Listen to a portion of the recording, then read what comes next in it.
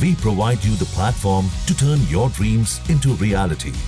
Give wings to your aspirations with KR Mangalam University. एक प्राचीन मंदिर के लिए दो देशों में भयंकर दुश्मनी। दोनों दाग रहे एक दूसरे पर तोप और गोले। युद्ध में कौन पड़ रहा किस पर भारी।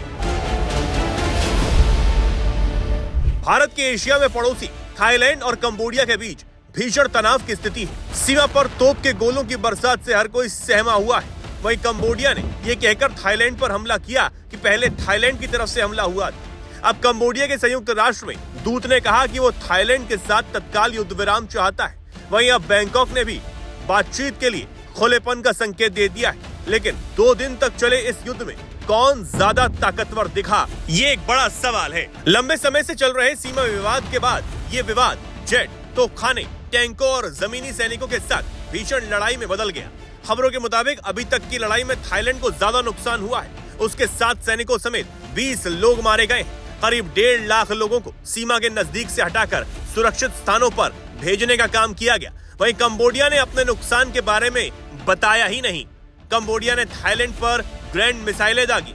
इससे हुए नुकसान के बाद थाईलैंड ने 8 जिलों में मार्शल लॉ भी लागू कर दिया। वहीं चीन अमेरिका की तरफ से मध्यस्थता का प्रस्ताव ठुकराने के बाद अब दोनों देश कुछ खबरों के मुताबिक मलेशिया के बीच में आने से बात करने को राजी हो गए हैं। दोनों की सैन्य क्षमता की बात करें तो थाईलैंड ग्लोबल फायर पावर 2025 की रैंकिंग में थाईलैंड की सेना 24वें स्थान पर है। वहीं थाईलैंड के पास 3,60,000 सक्रिय और 2 लाख रिजर्व सैनिक हैं।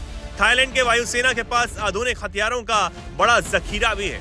थाईलैंड के पास F-16 जैसे उन्नत अमेरिकी लड़ाकू विमानों का स्क्वाड्रन है।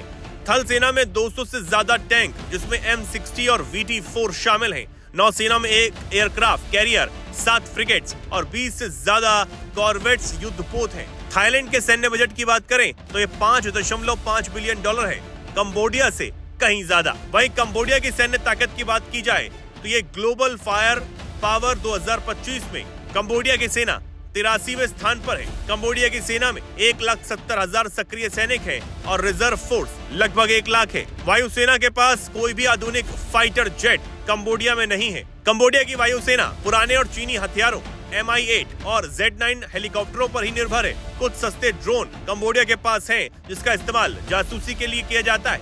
वहीं कंबोडिया की थल सेना के पास 200 से ज्यादा पुराने टैंक T-55 और टाइप 59 टैंक हैं। वहीं कंबोडिया की नौसेना में 10 से ज्यादा छोटे गश्ती जहाज।